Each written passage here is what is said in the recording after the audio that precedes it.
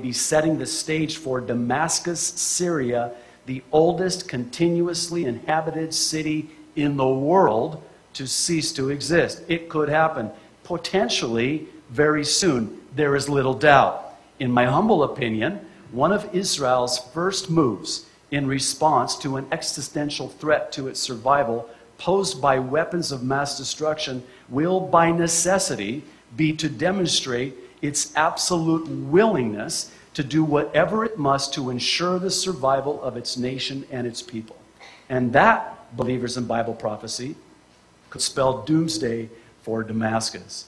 Bible prophecy makes it clear that Iran is going to remain militarily viable until the prophesied battle of Gog and Magog, foretold in Ezekiel 38:39. But Syria? It doesn't appear the Syria we're presently familiar with is going to be a participant. In due season, we'll understand why that seems to be the case, but from where we are right now, it isn't hard for me to imagine Syria's role as a troublemaker in the Middle East being greatly diminished potentially very soon. Keep looking up, church. Jesus Christ is Lord, and He is coming soon. I happen to believe that. Now, this is what's interesting about that, because you see, again, there's an interconnecting that takes place, and I want to take it a step further and again present this scenario. And again, I'm not dogmatic about this, but it is very interesting, and I believe it's very plausible that the destruction of Damascus may very well be the event that brings about the fulfillment of another prophecy, this one in Daniel. Daniel 9:27. What's Daniel 9:27? It's a prophecy about the Antichrist confirming, signing a 7-year peace agreement with Israel. Interesting. I happen to think that the prophecy in Isaiah is the nexus for the prophecy in Daniel, which in turn becomes the nexus for the prophecy in Ezekiel. Now, I know that some of you are looking at me like dogs, you know, not that you're dogs, but you look at me like dogs, you know, that confused kind of look. And I need for you to stay with me because, again, I believe this is a very plausible scenario. See, what would then create an environment geopolitically that would, in effect, propel the Antichrist onto the scene to bring about peace and security? Oh, the destruction of Damascus. That would certainly seem to fit in terms of what it would mean to the international community. There would be a call, a clarion call, and a crying out for something, for someone to come on the scene and bring peace because of what Israel has done. So it is very possible that, again, this becomes the link or the catalyst or the nexus, if you will. So Israel destroys Damascus, which fulfills Isaiah's prophecy, propelling the Antichrist to sign this 7-year peace agreement. Now, this becomes, I believe, very possibly the catalyst for Ezekiel's prophecy, because if there's one thing about the Ezekiel 38 prophecy, which prophesies about this alliance of nations, all of whom are Islamic, coming together and attacking Israel. By the way, Syria is not in that alliance of nations, which again tells me that Isaiah 17 needs to be fulfilled before Ezekiel 38. But there's a problem with Isaiah 17 being fulfilled before Ezekiel 38, because in Ezekiel 38 we're told that Israel will be dwelling in peace, in security, in safety, and there will be no more walls, which implies that Israel will have at some time erected walls, which they did in the year 2000 with the Intifada. For those of you who went to Israel with us, remember trying to get in and out of Bethlehem? Especially with an Arab in your bus. Yeah, that was fun, wasn't it? When that, that Israeli soldier came in and searched the bus, and I'm crawling underneath the seat. Hey, shalom. How are you? Aloha. Yeah. No. But it was interesting because, and we couldn't even go into Bethlehem without our bus driver. We had to leave Naphtali there at the wall, because there's that entry gate. And you have to understand that Israel now is a walled city. I mean, it is full of walls that they've had to put up to keep these, suicide bombers from coming and taking their cars and pulling up alongside of buses and blowing themselves up and killing all of these Jews. And when Israel started putting this wall up, the suicide bombings began to decrease and eventually have become non-existent.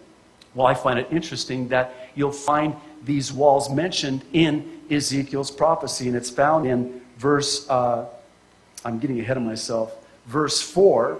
It says, I will turn you around, put hooks in your jaws, and bring you out with your whole army, your horses, your horsemen, fully armed, and a great horde with large and small shields, all of them brandishing their swords. Will you put that putting of the hook in their jaws in your hip pocket for just a moment? Because I believe it all ties in together ever so perfectly as it relates to this prophecy, especially in verse 11, where it talks about these walls. Listen to what verse 11 says in Ezekiel's prophecy, chapter 38. And thou shalt say, I will go to the land of unwalled villages. I will go to them that are at rest, that dwell safely. All of them dwelling without walls and having neither bars nor gates. So in other words, something has to happen that will give Israel that sense of security, that sense of, quote, peace and security, and they will bring down those walls. And I believe that that event is the signing of the 7-year peace agreement by the Antichrist, fulfilling Daniel 9:27. Now here's where it gets interesting. Pull the hook out of the hook in the jaw out of your hip pocket for just a moment. I need to back up here. Do you have any idea how many slides I deleted because I realized that we were going to be fighting the clock again today? Think about this now.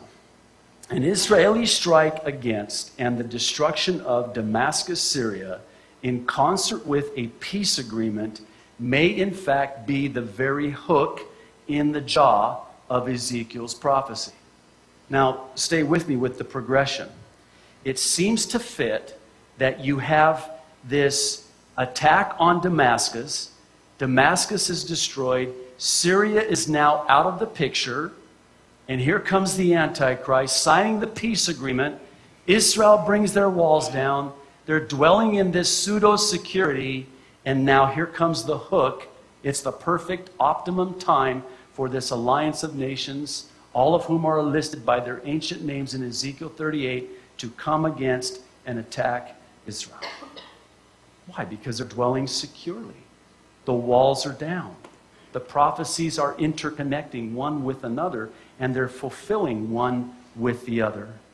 See, if Israel believes that she finally has peace, and make no mistake about it, Israel will do anything and stop at nothing in order to achieve peace. They want peace. They want to dwell securely. They don't want to have the threats from their neighboring Arab countries, especially from Syria, not to mention Iran. But I think that this could create the very hook that Ezekiel talks about that brings these nations against Israel. What's the bottom line? I believe that the rapture is closer than any of us think. I think that it could happen at any time. And the rapture has to happen before the 7-year tribulation. So where does the rapture fit into this scenario? Well, the Antichrist, Thessalonians tells us, cannot be revealed until the church is removed. So if the Antichrist comes on the scene and fulfills Daniel 9:27 and signs that 7-year peace agreement, then that means that the rapture has to happen before that, because the church has to be removed before the Antichrist is revealed.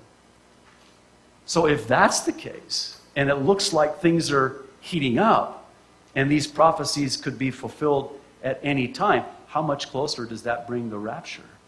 What's the rapture? The rapture is Jesus Christ coming as a thief in the night and taking us, his bride, his church, out of this world